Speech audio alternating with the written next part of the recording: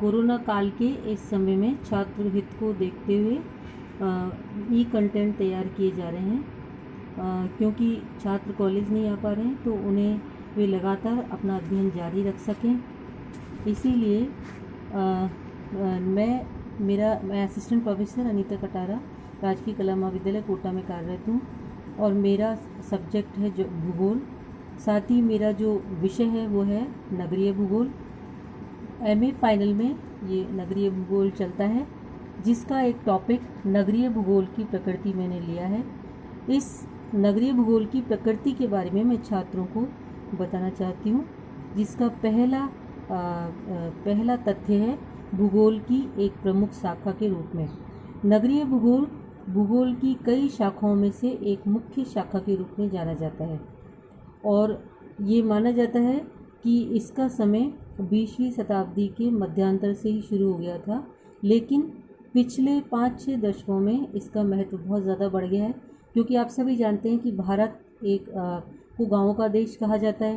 पहले बहुत अधिक संख्या में गांव थे, लेकिन धीरे धीरे जैसे जैसे विकास होता जा रहा है भारत में शहरों की संख्या बढ़ती जा रही है और इसीलिए अब इतना कृषि प्रधान या ग्रामीण जगहों का देश नहीं रहा है। शहरों की संख्या बहुत अधिक बढ़ती जा रही है। साथ ही इसका तीसरा पॉइंट है नवीनतम शाखा। नगरीय भूगोल एक नवीनतम शाखा के रूप में जाना जाता है। इसके कुछ तथ्य मैं पहले भी बता चुकी हूँ, क्योंकि अब धीरे धीरे नगरों की संख्या में वृद्धि होती जा रही है। छोटे नगर बड़े होते जा रहे हैं और बड़े नगरों को महानगर कहा जाता है। चौथा जो तथ्य है वो है नवीन, जो जितने भी नगर हैं वो उत्कर्ष के प्रतीक माने जाते हैं, अर्थात नगरों को उत्कर्ष, उत्थान और सभ्यता का प्रतीक माना जाता है। क्योंकि उत्कर्ष और उत्थान जो शब्द हैं उनका अर्थ है जैसे कहा जाता है कि लगातार प्रगति की ओर बढ़ना, और यही तथ्य नगर सिद्ध करते हैं, क्योंकि जैसे जैसे हम नगरों की संख्या में वृद्धि हो रही है वैसे वैसे ही उनके क्षेत्र में विस्तार हो जा रहा है। आप उदाहरण के तौर पर जा सकते हैं कि कोटा जो है बूंदी की तरफ बढ़ता जा रहा है और बूंदी जो है कोटा की तरफ बढ़ता जा रहा है।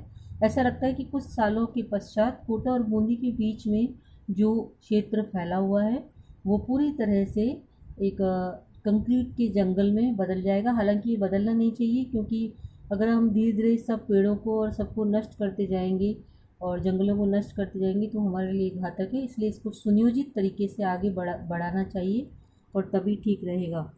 पांचवा जो पॉइंट है जनसंख्या और तकनीकी ज्ञान का प्रभाव। चूँकि नगरों में जनसंख्या सघन होती है, बढ़ती जाती है, तकनीकी ज्ञान भी लगातार हमारा बढ़ता जा रहा है और जो जनसंख्या है वो गाँवों से लगातार नगरों की तरफ पलायन करती जाती है, क्योंकि शहरों में उन्हें कई नए कार्य करने के अवसर मिलते हैं, उन्हें नौकरियां मिलती हैं और कई नए प्रगति के तथ्य प्राप्त होते हैं। इसीलिए धीरे धीरे जनसंख्या और तकनीकी ज्ञान का प्रभाव नगरों पर पड़ता जा रहा है।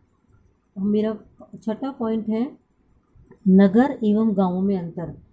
चूँकि गांवों में लोगों को रोज़गार कम मिलता है और साथ ही और बहुत सारी सुविधाएं कम होती हैं, लेकिन नगरों में सुविधाएं ज़्यादा होती हैं, रोज़गार भी ज़्यादा होता है। इसीलिए गांवों और जो नगर है उनमें पर्याप्त अंतर पाया जाता है। मेरा सातवां पॉइंट है नगरों का महत्व। दिनों दिन नगरों का महत्व बढ़ता जा रहा है। नगर जो है वो बहुत अधिक उन्नति का प्रतीक माने जाते हैं। किंग्सली डेविस ने कुछ ऐसे 4 मुद्दे बताए हैं जो कि नगरों की परिभाषा को परिभाषित करते हैं। जैसे कि नगर जो है वो समाज, धर्म, भाषा आदि सभी से ऊपर माना जाता है और साथ ही नगरों की जो भी समस्याएं हैं वो लगातार बढ़ती जा रही हैं और उनको हल करने की ओर सभी भूगोलविदों का ध्यान जाता जा रहा है। एक तरह से नगरीय भूगोल की प्रकृति को ये जितने भी तथ्य ऊपर बताए गए हैं ये स्पष्ट करते हैं। नगरीय भूगोल एक अत्यंत महत्वपूर्ण विषय होता जा रहा है। Thank you.